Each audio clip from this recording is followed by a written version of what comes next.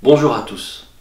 Nous continuons notre exploration du discernement dans le cadre de l'enseignement du Bouddha au travers de l'écoute, la réflexion et la méditation. Nous avons vu lors de nos rendez-vous précédents l'écoute et la réflexion. Reste à voir maintenant cette troisième étape qui est la méditation. Et ce n'est pas évident parce que l'approche de la méditation, c'est une étape supplémentaire, plus en profondeur, et on va le voir, qui va au-delà des représentations et des concepts. En fait, l'écoute et la réflexion permettent d'affiner le discernement, d'avoir une compréhension en profondeur. On peut même parler de compréhension définitive de l'enseignement, mais ça reste une compréhension mentale des choses.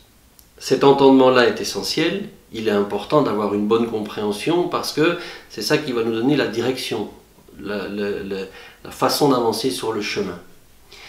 Mais une fois que l'on passe à la méditation, là on va se fonder sur la compréhension acquise par l'écoute et la réflexion, mais cette fois on pourrait dire rentrer dans un autre mode de connaissance.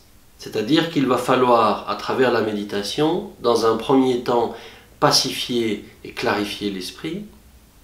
Et sur base de cette ouverture, de cette clarté générée par la pacification de l'esprit, nous allons, comme le dit Shamar Rinpoche, développer un état méditatif qui ouvre à la connaissance de la nature des choses.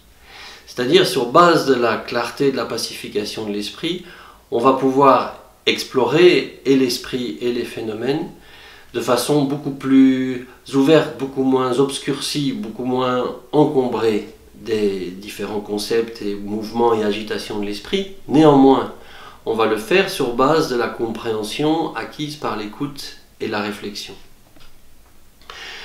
Nous aurons de toute façon l'occasion de creuser, bien sûr, ce qu'est la méditation lors d'autres rendez-vous.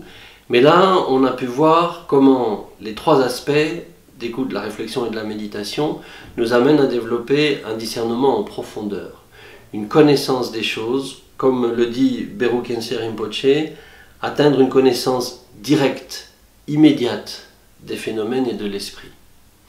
Et ce processus en trois étapes va nous accompagner tout au long du chemin. Tantôt c'est l'étude et l'écoute qu'il faudra approfondir, tantôt c'est la réflexion, mais en tout cas ces deux-là nous mènent toujours à la méditation afin d'avoir une compréhension personnelle, immédiate, directe des choses. Et cette compréhension-là va nous amener à nouveau à se poser des questions et à continuer à creuser, à découvrir d'autres aspects de l'enseignement. Et c'est ainsi que petit à petit nous cheminons dans une dimension d'intelligence, de discernement, de clarté et aussi de sérénité d'une certaine façon. Et tous ces éléments mis bout à bout fait que la confusion et la méprise se dissipent, parce que c'est bien ça le but, c'est de permettre à l'esprit de sortir de cette confusion, de l'ignorance de la méprise, parce que ce sont ces différents éléments qui sont la cause du mal-être et de la souffrance. À la prochaine fois.